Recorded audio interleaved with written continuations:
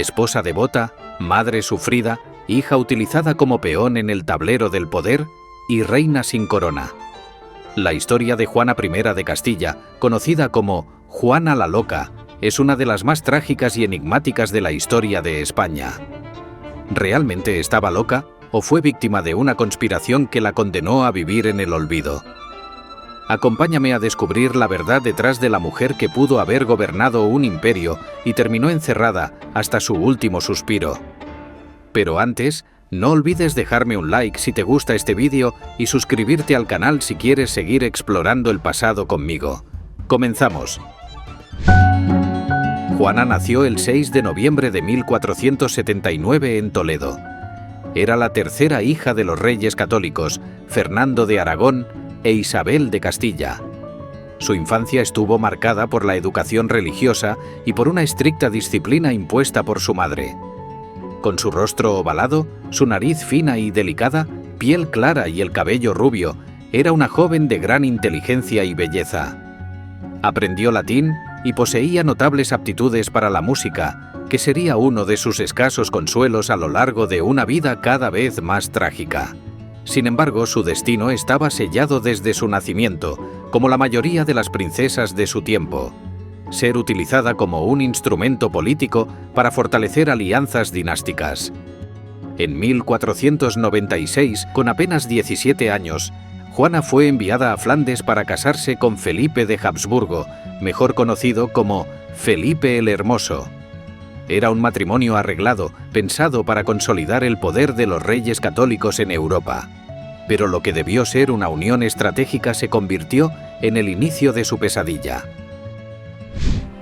Felipe era un hombre apuesto, encantador, pero también mujeriego y manipulador. Era el heredero de las casas de Borgoña y Habsburgo.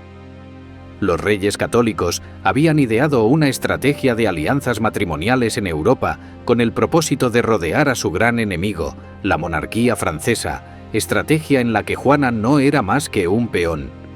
Pese a ello, y también a pesar de diferencias de carácter que dieron lugar a numerosas riñas, entre Juana y Felipe surgió una pasión intensa que se tradujo en constantes embarazos para la infanta, que acabó dando a luz a 6 niños. Mientras Juana se enamoraba perdidamente de Felipe, él terminó ignorándola y prefiriendo la compañía de otras mujeres. Se cuenta que Juana, consumida por los celos, tenía arranques de ira y desesperación al descubrir las infidelidades de su esposo. Uno de los episodios más escalofriantes narra que en una ocasión, en un ataque de furia, Juana habría agredido físicamente a una de sus damas de compañía, sospechosa de ser amante de Felipe. El destino de Juana como archiduquesa y princesa en Flandes muy pronto se vio alterado por una serie de fallecimientos en el seno de su familia española. En octubre de 1497 murió su hermano mayor Juan, a los 19 años, supuestamente por exceso de relaciones íntimas con su esposa, Margarita de Austria. Un año después falleció la otra hermana mayor de Juana, Isabel, casada con Manuel I de Portugal. Su hijo recién nacido, Miguel, quedaba como heredero de España y Portugal, pero murió antes de su segundo cumpleaños.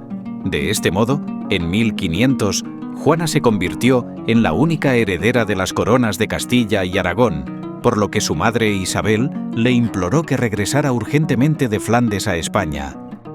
Por entonces nadie cuestionaba la capacidad de Juana para reinar.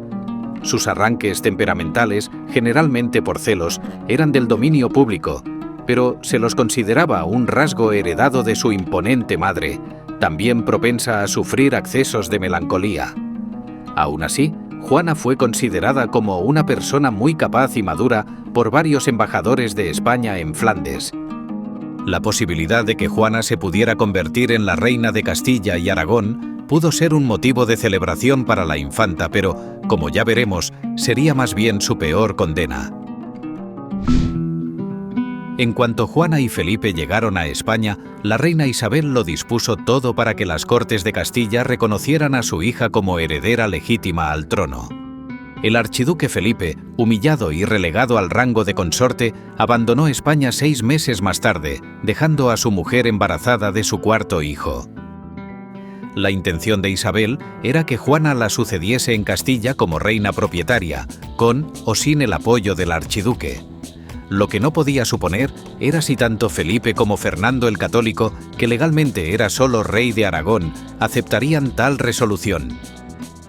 Existían serias dudas en torno a la salud mental de Juana, o también llamada en la época posesión demoníaca. Isabel la confirmó como heredera de Castilla, pero en el documento añadía que si la reina Juana no quería o no podía gobernar, sería Fernando quien ejercería la regencia en su nombre.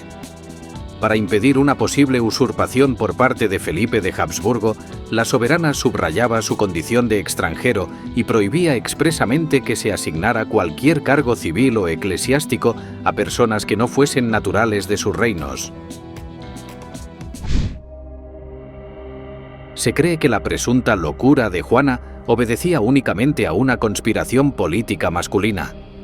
Dado que suponía un obstáculo para que Felipe o Fernando ejercieran el control absoluto sobre Castilla, inhabilitarla satisfacía los intereses de ambos. Se dice que su trastorno mental se exageró deliberadamente con objeto de hacerla inaceptable como soberana.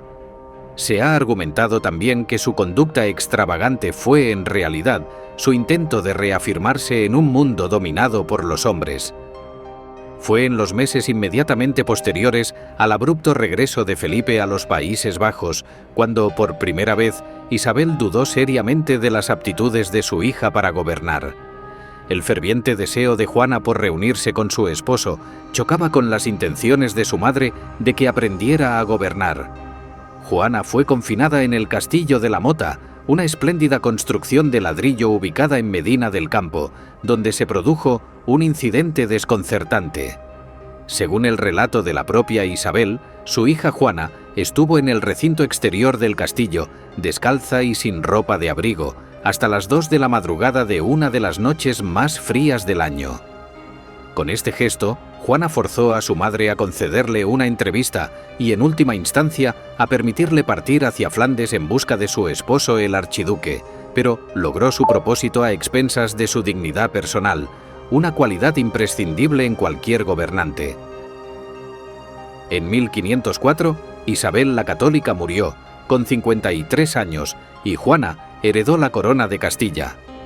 Pero su padre, Fernando, y su esposo, Felipe, no estaban dispuestos a permitir que ella gobernara. Se desató una lucha de poder entre ellos, con Juana atrapada en medio, como siempre, sin posibilidad de decidir su propio destino. El 27 de junio de 1506, Felipe le comunicó que había firmado con su padre la Concordia de Villafáfila, en la que se estipulaba que si la nueva reina no quería o no estaba en condiciones de gobernar, Felipe asumiría total autoridad y hasta continuaría siendo rey a la muerte de su esposa.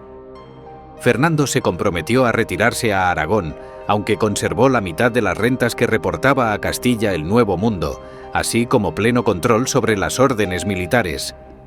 En un principio, a Juana le habían indignado estas negociaciones, pero luego pareció no prestarles atención. Se dice que en lugar de pronunciarse, solo pidió recorrer los jardines del conde de Benavente, famosos por su colección de animales. Cuando hubo visto los pavos reales, Juana se alejó a la carrera hasta topar con la casa de una mujer de oficio tahonera. Refugiada en la cocina, se resistió a salir pese a las súplicas de su esposo y a que la casa quedó rodeada por los soldados alemanes de Felipe. Estas anécdotas arrojan algo de luz sobre los supuestos trastornos mentales de Juana. Desde la perspectiva del siglo XVI, es irrelevante que definamos su dolencia como locura o como una forma severa de depresión posparto. Juana se había revelado incapaz de cualquier pensamiento estratégico. Su única obsesión era sentirse libre. ¿Pero libre? ¿Para qué? Ni las murallas de la Mota ni la casa de la tahonera cerca de Benavente llevaban a ninguna parte. En 1506, Felipe murió inesperadamente, presuntamente por fiebre tifoidea. Esto supuso sin duda un tremendo golpe emocional para Juana, embarazada de su sexto hijo. Se cuenta que tuvo una actitud macabra. Se negó a enterrar a su esposo y viajó por Castilla con su cadáver durante meses. Se dice que abría el ataúd para asegurarse de que el cuerpo de Felipe seguía allí y que no permitía que ninguna mujer se acercara a él. Este episodio le costó lo poco que le quedaba de poder. De este modo, Fernando el Católico se hizo con las riendas del gobierno de Castilla, además del de Aragón. La declaró incapaz de gobernar y la encerró en Tordesillas en 1509. Y aquí es donde su historia se vuelve aún más trágica. Juana pasó los siguientes 46 años prisionera en el monasterio de Tordesillas, al principio acompañada de su hija menor. Después de la muerte de Fernando, su nieto Carlos I heredó el trono y ni siquiera liberó a su madre del encierro. De hecho, en Tordesillas, siguiendo órdenes de Carlos, se le restringió a Juana el acceso a cualquier información políticamente sensible. Durante 4 años ni siquiera informaron a Juana de que su padre había fallecido. Fue maltratada por sus cuidadores y se dice que vivía en condiciones deplorables, muchas veces negándose a comer o a asearse. Algunos testimonios afirman que era sometida a encierros forzados y que los guardianes la trataban con crueldad para quebrar su voluntad. Juana I de Castilla murió el Viernes Santo de 1555 a los 76 años, tras haber permanecido confinada casi medio siglo. Francisco de Borja atestiguó que sus últimas y balbuceantes palabras habían sido: «Jesucristo crucificado, ayúdame». Juana luchó durante toda su vida para ser una buena hija, esposa y madre. Aceptó que enfermaba con frecuencia y que cuando eso ocurría, era incapaz de gobernar sus múltiples reinos. Su cuerpo fue enterrado junto al de Felipe el Hermoso, el hombre por el que lo había perdido todo. Juana fue traicionada por su padre, su esposo y su propio hijo. Su vida fue una tragedia de amor, engaño y encierro. Y su historia nos recuerda que, en la política, incluso la realeza puede ser víctima de su propio linaje. Si te apasiona descubrir los misterios y curiosidades de la historia, suscríbete. Así no te perderás ninguno de nuestros próximos viajes al pasado. Y si este vídeo te gustó, déjame un like y cuéntame en los comentarios qué otro tema histórico te gustaría explorar. Nos vemos en el próximo capítulo.